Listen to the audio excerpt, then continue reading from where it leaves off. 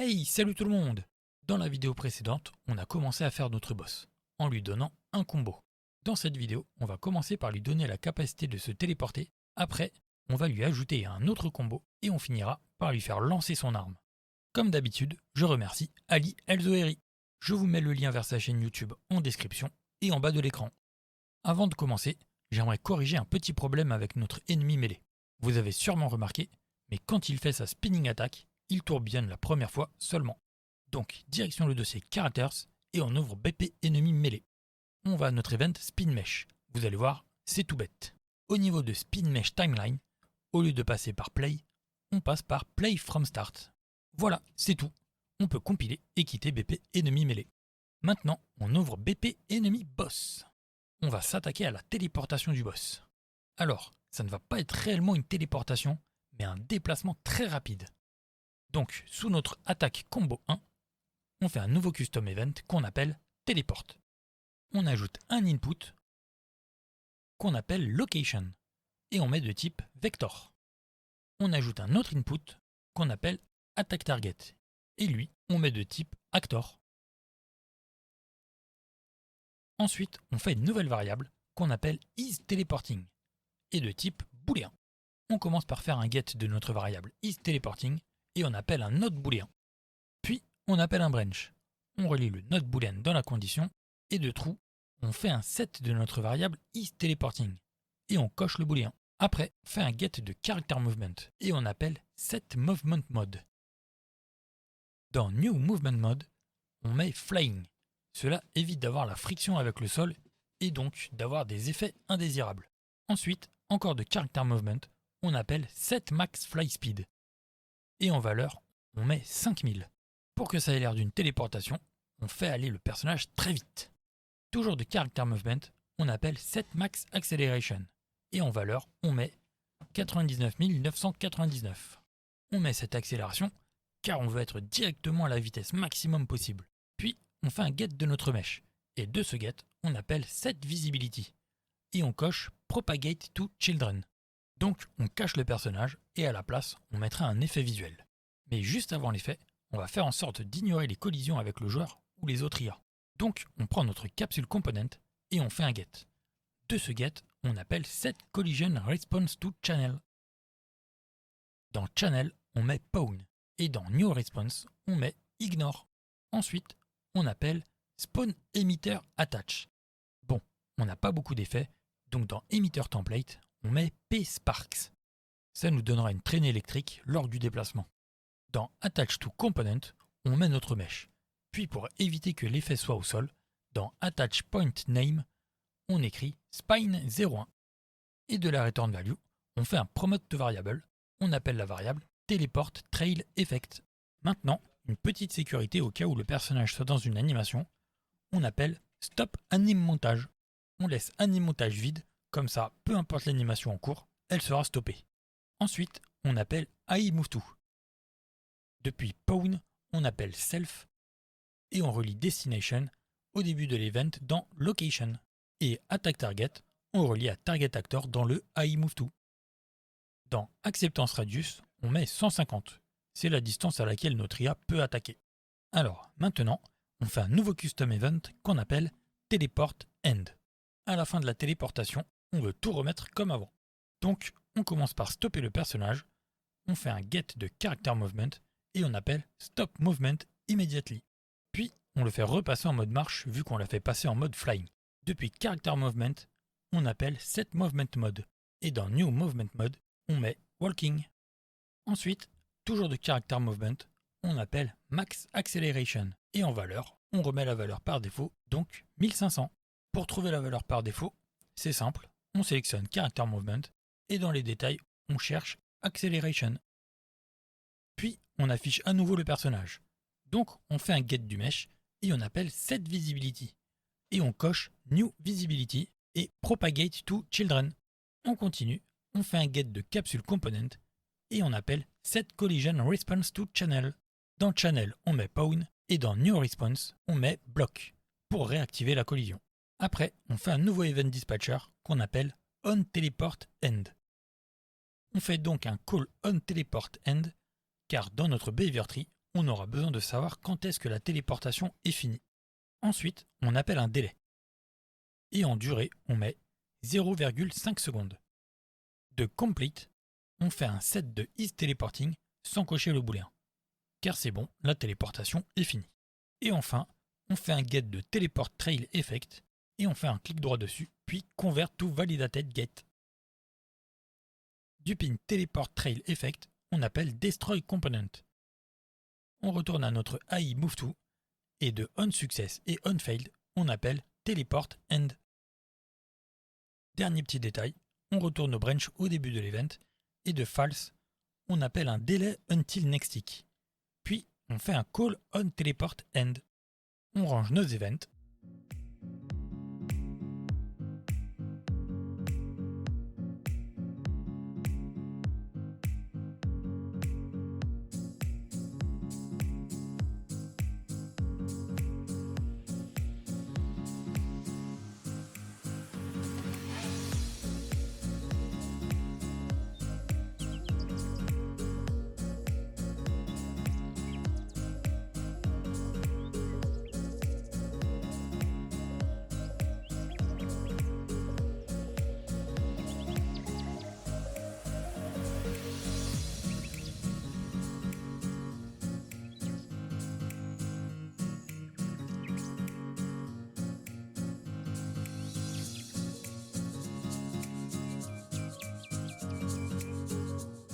Et voilà, on sélectionne tout et on appuie sur C. On écrit téléporte et on met le commentaire en noir. On compile et on peut quitter BP Enemy Boss. Maintenant, direction le dossier Core, AI, puis Behavior Tree et on ouvre BT Enemy Boss. Pour utiliser la téléportation, il nous faut une nouvelle task. Donc New Task, puis BT Task Blueprint Base. On va dans le dossier Task et on appelle la task BTT Boss Teleport. Vous connaissez la routine, on override resaves execute AI et on appelle aussi finish execute. Alors, la fonction est dans notre BP enemy boss. Donc de control pawn, on fait un cast to BP enemy boss. Et de has BP enemy boss, on appelle teleport. Pour la téléportation, on a prévu de passer soit par une location, soit par une attack target. Donc, on fait une nouvelle variable qu'on appelle location or attack target key. Et on met la variable de type Blackboard Key Selector. On clique sur l'œil et on lui met la catégorie Keys.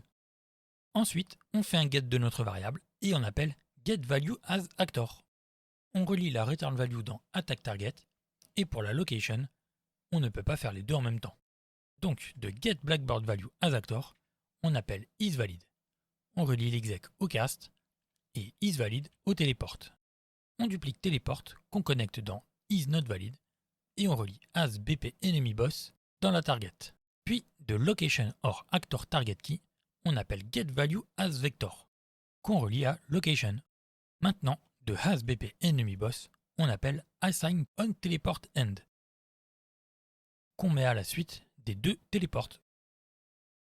On a fait un bind, donc de has BP enemy boss, on appelle unbind on teleport end et on relie event dans le custom event on teleport end event. Et on finit avec finish execute en cochant success. On peut ranger tout ce pataquès.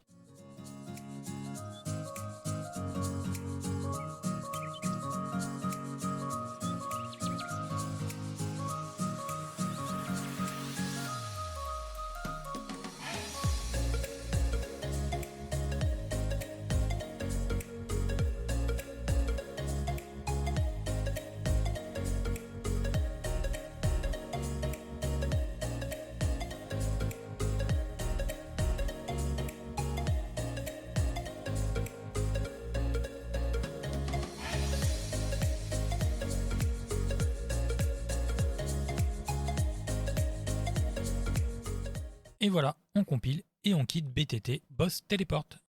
De retour dans le Behavior Tree, du séquence attaque, on appelle un selector qu'on appelle possible attaque. Du selector possible attaque, on appelle un séquence qu'on appelle combo séquence.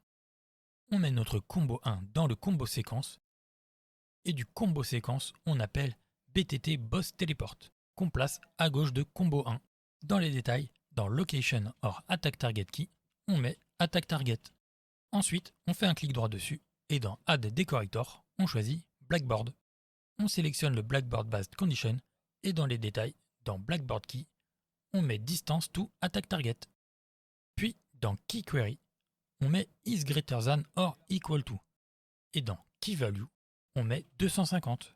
Comme ça, le boss se téléportera uniquement s'il est à 250 cm ou plus de sa cible.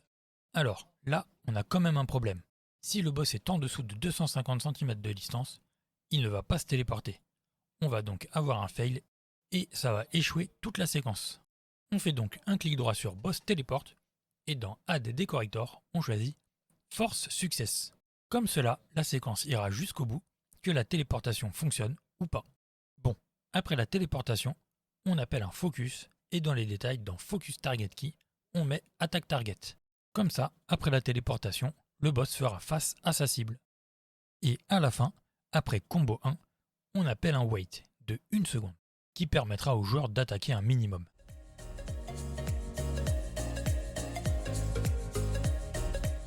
On sauvegarde et on quitte notre Behavior Tree. Maintenant, on va faire un nouveau combo pour l'IA.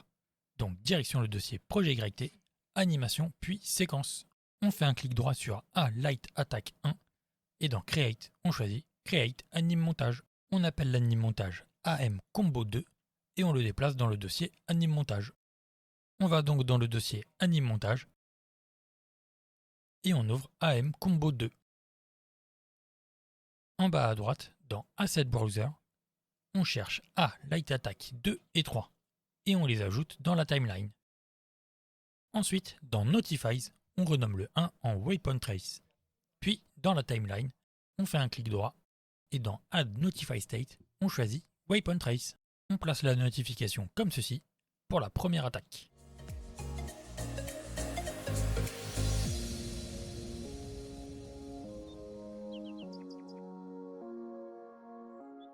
Puis, on fait un autre Waypoint Trace qu'on place comme ceci pour la deuxième attaque.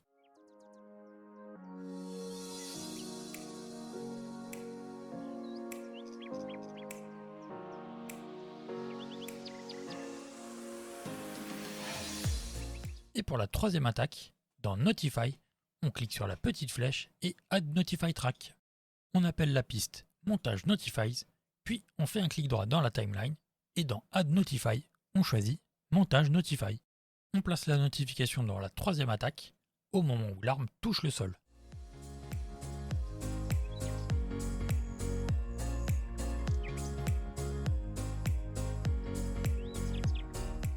Et dans Notify Name, on écrit AOE.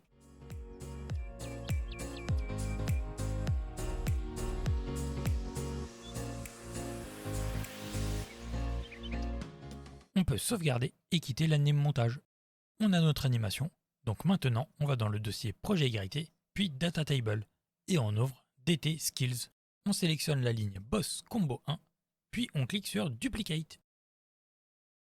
On renomme le Row Name en Boss Combo 2, pareil dans Skill Name et dans Description. On sauvegarde et on quitte DT Skills. Direction le dossier Characters et on ouvre BP Enemy Boss. On déplace Téléport un peu plus bas, puis on sélectionne tout le Custom Event Attack Combo 1 et on le duplique juste en dessous. On renomme le nouveau Custom Event en Attack Combo 2. Ensuite, au Set Skill Name, on renomme le Skill Name en Boss Combo 2. Dans le Play Montage, dans Montage to Play, on met AM Combo 2. Et de Notify Name, on appelle un Switch On Name, qu'on relie à On Notify Begin. Puis, dans les détails, on décoche As Default Pin et on clique sur le plus. Dans l'index 0, on écrit AOE. Après, on fait un get de AC Combat Manager et de ce get, on appelle AOE. On relie l'exécution et dans Sphère Radius, on met 150. Petit souci, la sphère de dégâts est centrée sur le personnage et non au bout de l'arme. Donc, on va modifier un peu la fonction. On double-clique sur AOE et nous voilà dans AC Combat Manager, à notre event AOE. Donc, on ajoute un input qu'on appelle distance et on met de type float. Alors, pour ajouter une distance dans le calcul de notre centre de la sphère, on va prendre le vecteur vers l'avant et multiplier par la distance, puis l'ajouter à la position du personnage. Donc de getOwner, ici, on appelle getActorForwardVector. Voilà notre vecteur vers l'avant. Donc de la returnValue, on fait un multiply et on relie distance dans le deuxième pin. Ensuite, de getActorLocation, on appelle un plus et on relie le résultat du multiply dans le plus. Et le résultat du plus, on le relie dans le drawDebugSphere, dans Center et dans sphereOverlapActor, dans spherePose.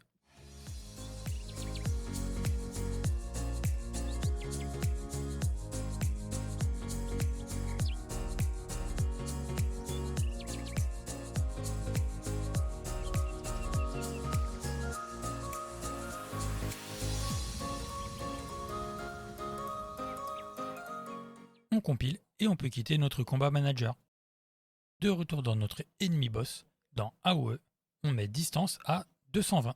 C'est des valeurs que j'ai essayées et que je trouve pas mal. Bien sûr, vous pouvez faire vos tests et mettre d'autres valeurs si vous préférez. Ensuite, on sélectionne Character Movement. Et dans les détails, on cherche Rotation. On coche Allow Physics Rotation during Anim Root Motion, ce qui va permettre à notre boss de se tourner vers sa cible pendant ses attaques. On compile et on peut quitter BP Enemy Boss. Maintenant, on va dans le dossier Core puis Enum et on ouvre Boss Attacks. On ajoute une ligne qu'on appelle Combo 2. On sauvegarde et on quitte l'Enum. Direction le dossier Core, AI puis Behavior Tree et on ouvre BT Enemy Boss. De Combo Séquence, on appelle un Selector et on met Combo 1 dedans. Et du Selector, on appelle un autre Boss Attack. Dans les détails, dans Attack Name, on met Combo 2. Dans Attack Target Key, on met Attack Target. Et dans Node Name, on écrit Combo 2. Ensuite, on fait un clic droit sur Combo 1. Et dans Add Decorator, on choisit BTD Chance 2.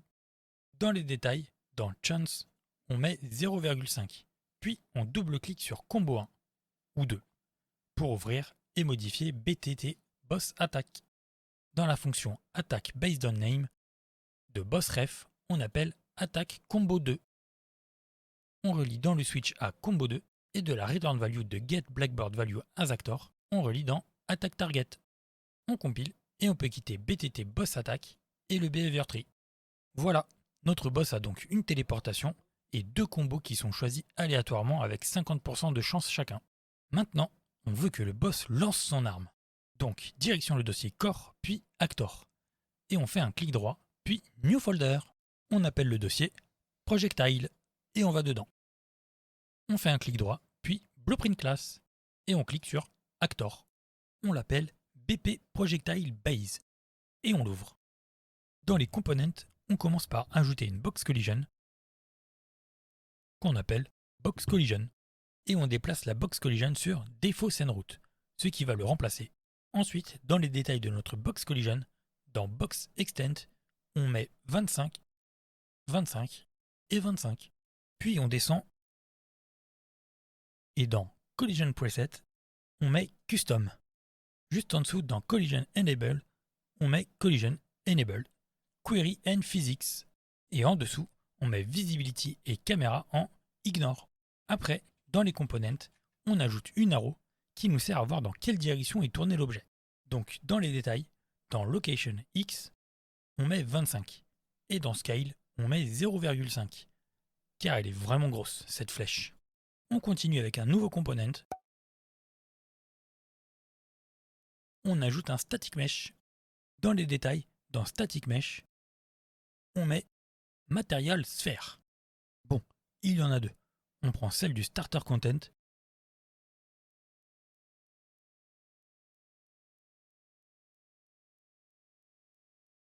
Et dans Scale, on met 0,5. Comme ça, la sphère est de la taille de la Box Collision. Ensuite, dans Collision Preset, on met No Collision, car on utilise la Box Collision pour détecter les collisions. Et enfin, dans les components, on ajoute Projectile Movement. Et on va changer quelques valeurs par défaut dans les détails. Donc, Initial Speed, on met 500. Pareil pour max speed, 500. Dans projectile gravity scale, on met 0. Et enfin, un peu plus bas, dans homing acceleration magnitude, on met 2000. Cette valeur sert pour les projectiles à tête chercheuse. Bon, voilà pour les components. Maintenant, on sélectionne notre box collision et tout en bas, dans les détails, on clique sur On Component Hit. Alors, on commence par créer un event dispatcher qu'on appelle On Projectile Impact. On ajoute un input qu'on appelle Other Actor et on met de type Actor. Puis un deuxième input qu'on appelle Hit et on met de type Hit Result. Donc on fait un call on projectile impact et on relie Other Actor dans Other Actor et Hit dans Hit. Ensuite, on appelle Spawn Emitter at Location. On fait un clic droit sur Emitter Template puis Promote to Variable. On appelle la variable Impact Effect et on lui met la catégorie Effect. Pour la location de Hit, on fait un break Hit Result et on déplie le node. De Location, on relie à Location. Puis on appelle Place Sound at Location. On fait un clic droit sur Sound, puis Promote to Variable. On appelle la variable Impact Sound et on lui met la catégorie Sounds. Après, on relie Location à Location. Et pour finir, on appelle Destroy Actor. On passe maintenant au Begin Play. Quand le projectile va apparaître, on veut peut-être jouer un son. Donc, nouvelle fonction qu'on appelle Play Spawn Sound. On commence par appeler Spawn Sound Attached et on fait un clic droit sur Sound, puis Promote to Variable. On appelle la variable Spawn Sound et on la met dans la catégorie Sounds. Ensuite, on fait un clic droit sur Spawn Sound et on fait un Convert to Validated Get. Et on relie la fonction dans le get et isValid dans Spawn Sound Attached. Puis on prend le static mesh qu'on met dans Attach to Component. Après, on appelle Return Node. Et on relie aussi isNodeValid dedans. On retourne dans l'event graph et on appelle notre fonction dans le Begin Play. Ensuite, pour éviter que l'acteur qui lance le projectile se touche lui-même, on fait un get de box collision et on appelle Ignore Actor when moving. On coche Should Ignore et de Actor, on appelle un Select. Puis, on fait un clic droit et on appelle Get Instigator. De la Return Value, on appelle isValid, celui-là. Et on relie isValid dans l'index et Get Instigator dans True. Pour False, on fait un clic droit et on appelle Get Owner. Après, pour que le projectile suive la cible, s'il y en a une bien sûr, on fait une nouvelle variable qu'on appelle Target et de type Actor. On clique sur l'œil, on clique sur Expose on Spawn et on lui met la catégorie Target. On fait un nouveau custom event qu'on appelle Rotate to Target. Puis on fait un get de projectile movement et de ce get, on appelle setVelocity.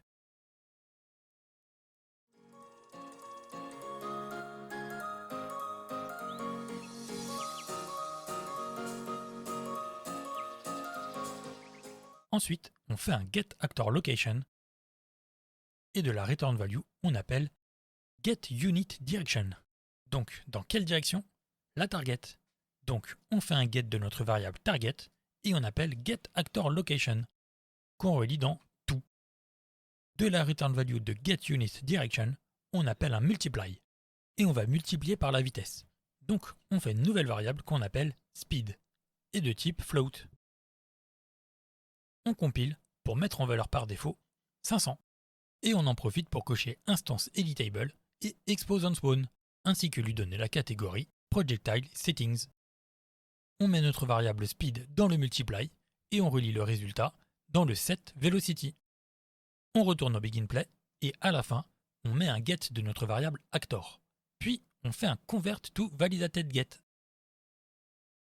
De isValid, on appelle rotate to target. Et pour finir, on va dans le construction script. Ici, on va initialiser un peu tout. Donc, on fait un get de projectile movement. De ce get, on appelle setInitialSpeed et on met notre variable speed dans initialSpeed. Encore de projectile movement, on appelle setMaxSpeed et même punition, on met la variable speed dans MaxSpeed. Toujours de Projectile Movement, on appelle setProjectileGravityScale et ce coup-ci, on fait un clic droit sur le pin d'entrée puis Promote to Variable. On appelle la variable Gravity et on la met dans la catégorie Projectile Settings. Puis on coche Instance Editable et Expose on Spawn. On continue avec un get de notre variable target et on fait un convert to validated get. On crée une nouvelle variable qu'on appelle isHoming et on met de type booléen.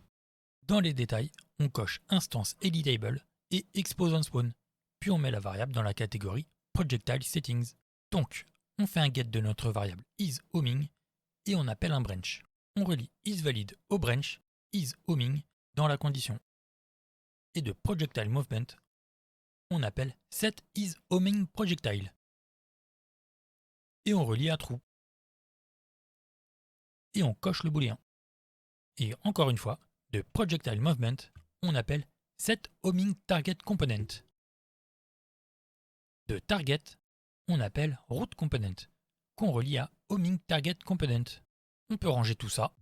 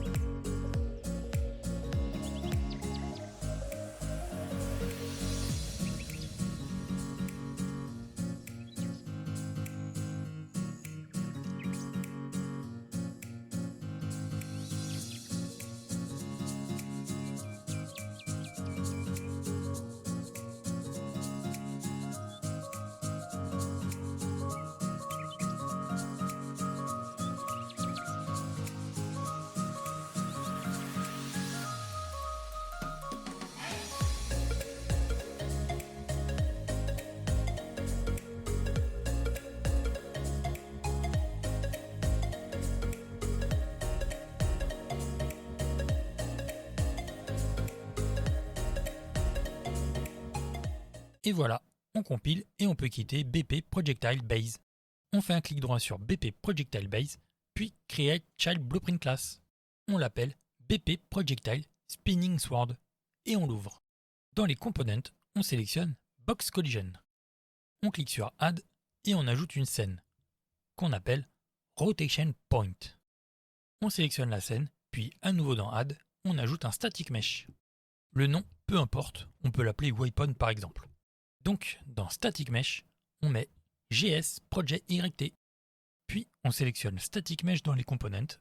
Et dans les détails, dans Static Mesh, on sélectionne Clear. Et on peut retourner dans Waypoint. Ensuite, dans Location, on met Y à 75. Et dans Rotation, en valeur X, on met moins 90. Sans oublier le scale, comme pour notre boss, on met donc 1,25. Plus bas, dans Collision Preset, on met No Collision. Ensuite, dans les components, on sélectionne Waypoint et on ajoute Cascade Particle System Component. On l'appelle Trail Effect. Et dans les détails, dans Template, on met PSparks. Puis, dans Location, on met X à -5 et Z à 125. Dans Rotation, on met Y à 90. On sélectionne à nouveau Box Collision et dans Box Extent, on met 115, 115 et 5.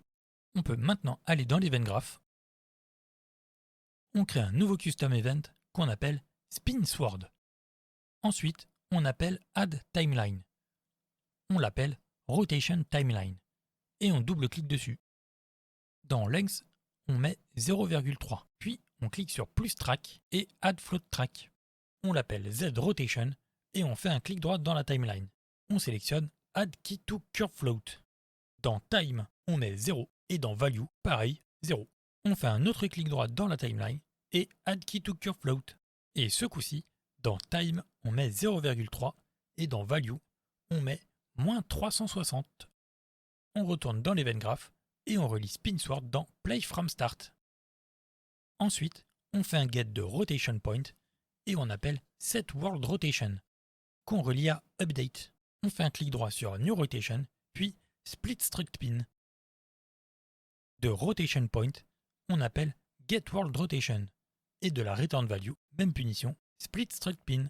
On relie X à X, Y à Y, et pour le Z, de la timeline de Z Rotation, on relie à SetWorldRotation dans Z. Puis de Finished, on appelle SpinSword pour faire tourner l'arme jusqu'à l'impact, et donc la destruction de l'arme. Et enfin, au Begin Play, après le parent Begin Play, on appelle SpinSword. Ensuite, on clique sur Class Default, et dans les détails, dans Impact Effect, bon, on n'en a pas 50 000, donc on met notre fameux P-Explosion. Dans Impact Sound, on met Explosion Q. Et pour le Spawn Sound, j'ai cherché vite fait, et on peut mettre Possessed Player. On peut ranger si besoin.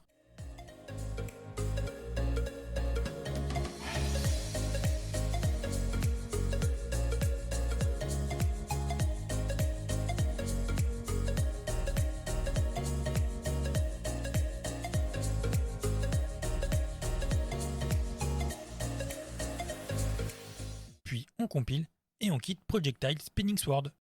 Pour lancer l'arme, il nous faut une animation. Donc direction le dossier Projet YT, animation puis séquence. On fait un clic droit sur A, Combo, puis dans Create, on sélectionne Create Anime Montage. On l'appelle AM Throw Sword et on l'ouvre. On clique sur A, Combo, et dans les détails, dans End Time, on met 1,05. Puis dans Notifies, on renomme le 1 en Montage Notifies.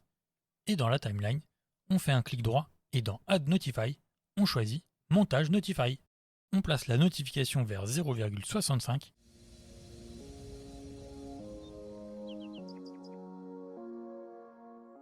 Et dans Notify Name, on écrit Throw. On sauvegarde et on peut quitter AM Throw Sword. On n'oublie pas de mettre le montage dans le dossier Anime Montage. Maintenant, on va dans le dossier Projet YT, puis Data Table. Et on ouvre DT Skills. On clique sur Add et on renomme le row name en Boss Throw Weapon.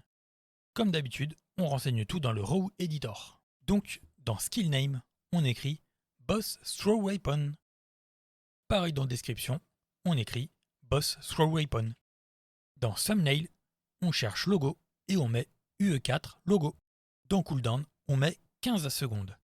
Ensuite, pour le Damage Info, dans Base Damage, on met 20. Dans Damage Multiplier, on laisse à 1. Dans Damage Type, on met Projectile.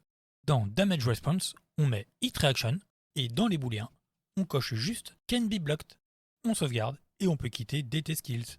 Alors, comme on lance notre arme, la détection du coup dans notre Combat Manager ne va pas savoir de quelle arme viennent les dégâts. Donc, on va faire 0 de dégâts. Et ce n'est pas ce qu'on veut. Donc, direction le dossier Core, puis Actor Components. Et on ouvre AC Combat Manager. On fait une nouvelle fonction qu'on appelle Set Weapon Slot. On fait un set de notre variable Weapon Slot et on relie le pin d'entrée du set dans la fonction. On compile et on peut quitter AC Combat Manager. On va dans le dossier Characters et on ouvre BP Enemy Boss. On déplace encore un peu Téléport s'il n'y a pas assez de place. Et on sélectionne tout l'attaque Combo 2 et on duplique, car la base est assez similaire. Donc on renomme le Custom Event qu'on appelle Throw Sword.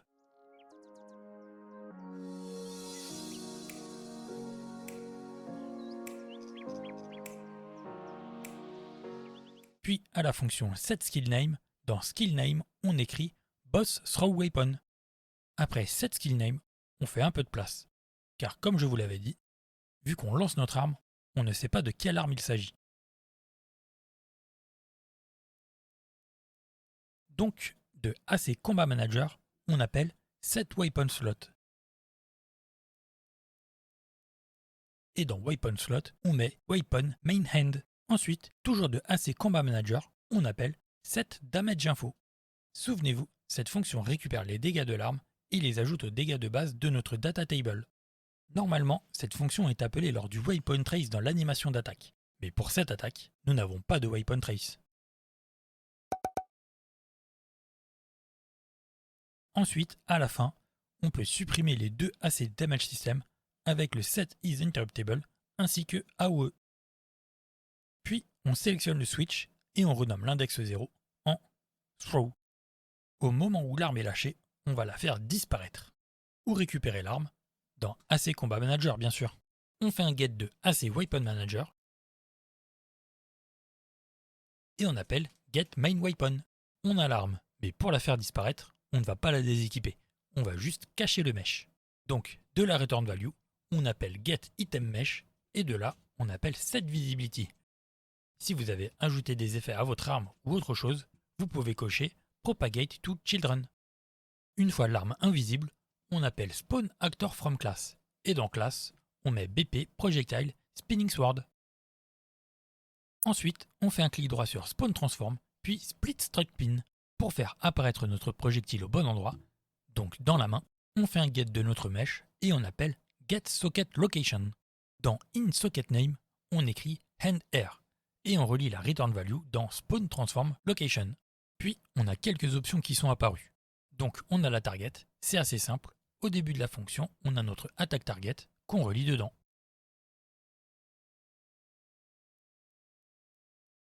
Dans Speed, on met 3000, car si on laisse à 500, ce sera trop lent et donc trop facile d'esquiver l'attaque. Dans Gravity, on laisse à 0 et on coche Ease Homing. Comme ça, on aura l'impression qu'il y a un effet dans le lancer. Bon, ça rend aussi plus difficile d'esquiver, c'est vrai. Ensuite, de Instigator, on appelle Self. Maintenant, de la Return Value, on appelle Assign On Projectile Impact. Le Custom Event, on peut laisser le nom, ce n'est pas important. De Other Actor, on appelle Take Damage. Et pour le Damage Info, on fait un get de AC Combat Manager, on appelle Get Damage Info, et on relie à Damage Info. Pour le Damage Causer, on appelle Self. Puis, on fait un get de Capsule Component, et on appelle Ignore Actor When Moving, qu'on relie après le Bind On Projectile Impact.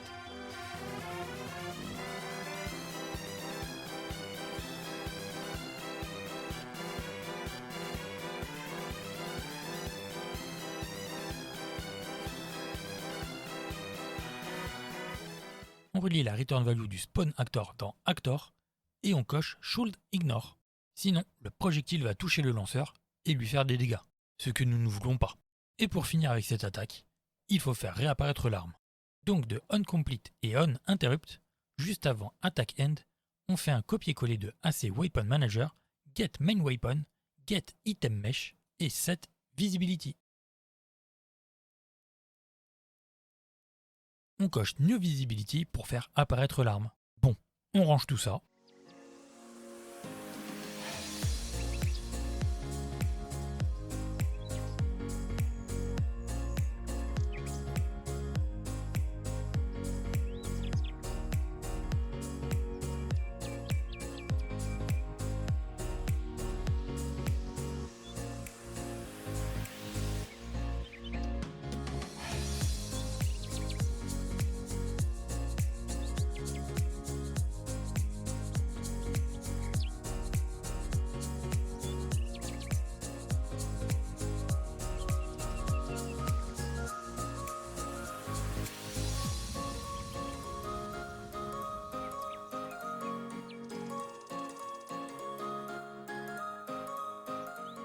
Et voilà, on peut compiler et quitter BP Enemy Boss.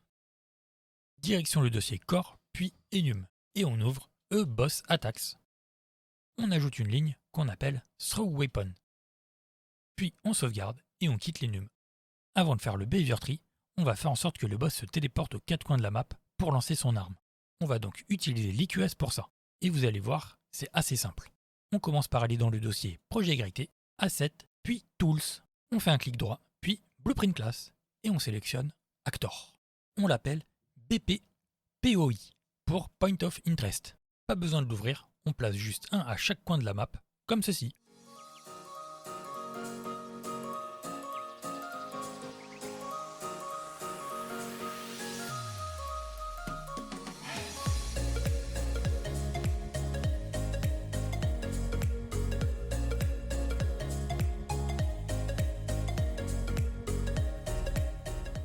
Une fois nos 4 acteurs placés, direction le dossier Core, AI, puis EQS. On fait un clic droit et dans Artificial Intelligence, on sélectionne Environment Query. On l'appelle EQS First POI Actor et on l'ouvre. De route, on appelle Actor of Class. Et dans les détails, dans Searched Actor Class, on met BP POI. Et dans Search Radius, on met 4000. Donc, on va chercher les BP POI dans un rayon de 4000 cm. Ensuite, clic droit. Et dans Add Test, on choisit Distance. Dans les détails, dans Test Purpose, on met Filter Only. Dans Filter Type, on met Minimum. Et dans Float Value Min, on met 500 pour ne pas choisir 2 fois le même point. On sauvegarde et on peut quitter notre EQS.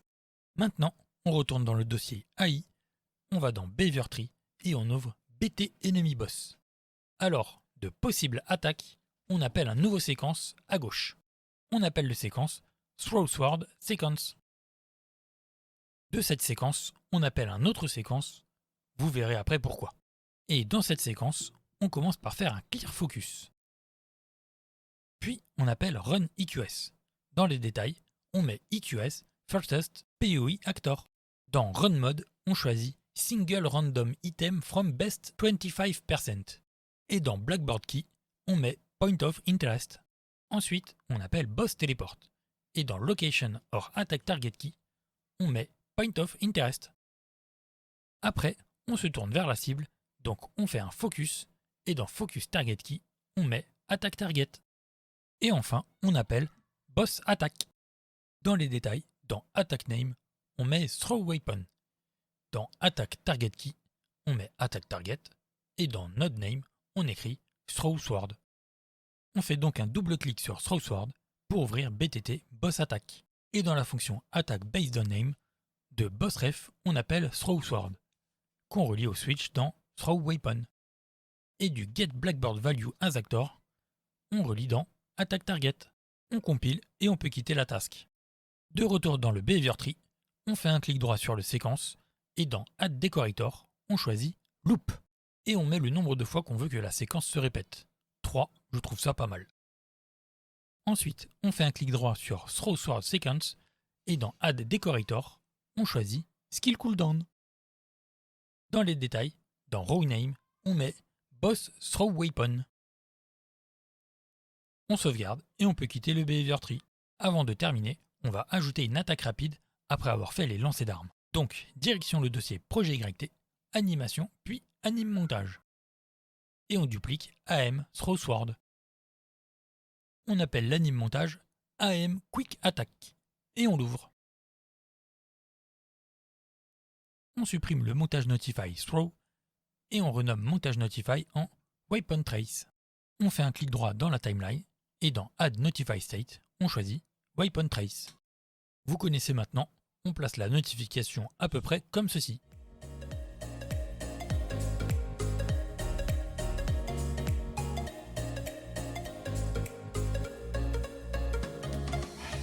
On n'oublie pas, dans les détails, dans Weapon Slot, on met Weapon Main Hand. On sauvegarde et on peut quitter l'anime montage.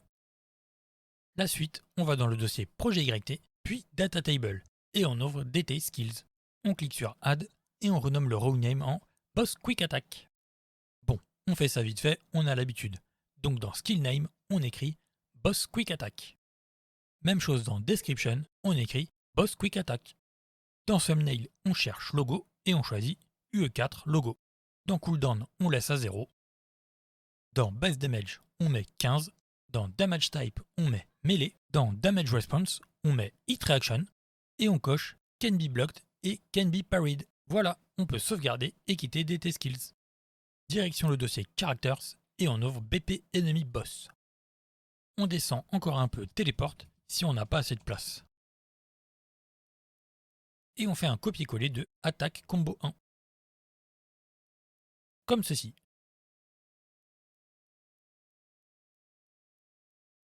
On renomme le Custom Event, on écrit Quick Attack. Ensuite, dans Set Skill Name, on écrit Boss Quick Attack. Puis, dans le Play Montage, dans Montage to Play, on met AM Quick Attack. Et pour finir, on supprime les deux AC Damage System et set is interruptible. On peut compiler et quitter BP enemy boss. Après, direction le dossier core puis enum et on ouvre boss attack. On ajoute une ligne qu'on appelle quick attack et on sauvegarde. Puis on quitte l'enum. Et maintenant le behavior tree. Donc direction le dossier core, AI puis behavior tree et on ouvre BT enemy boss. De throw sword séquence, on appelle un séquence à droite et on l'appelle quick attack. De ce séquence, on appelle boss teleport.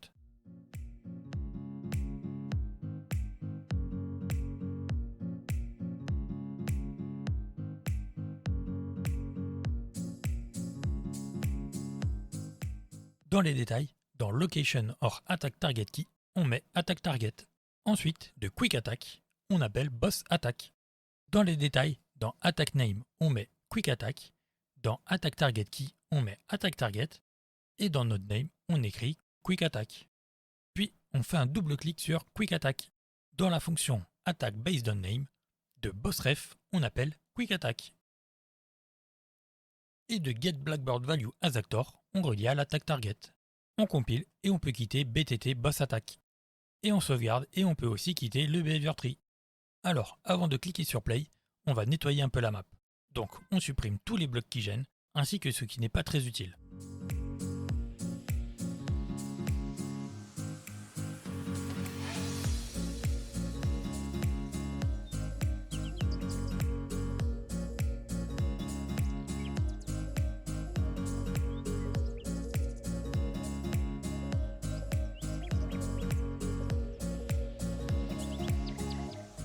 Et voilà, maintenant on place le boss à un meilleur endroit. Et le player start aussi. On peut aussi placer les armes et le bouclier un peu mieux rangé.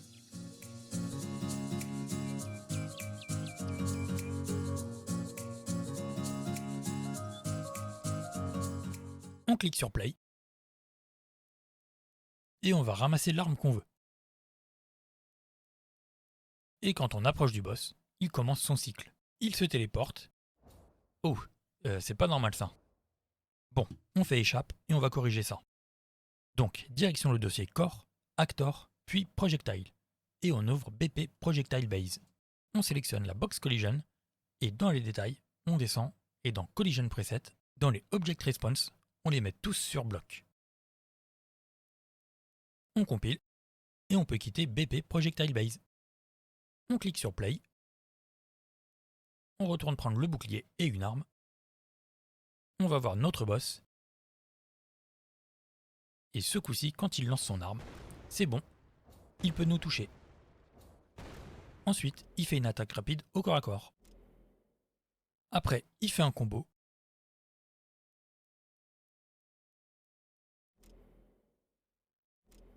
Et une fois le cooldown passé, il recommence à se téléporter. Bon, pour l'instant, il est extrêmement fort ce boss. Donc on verra pour l'équilibrer plus tard. Et voilà, ce sera tout pour cette vidéo. Dans la prochaine vidéo, on va continuer d'améliorer notre boss. On va faire une attaque ultime avec un indicateur au sol avant que l'attaque ne frappe. J'espère que ça vous aura plu. Si c'est le cas, abonnez-vous et lâchez un like. Si vous avez des questions, n'hésitez pas à les poser en commentaire. Et surtout, amusez-vous en programmant.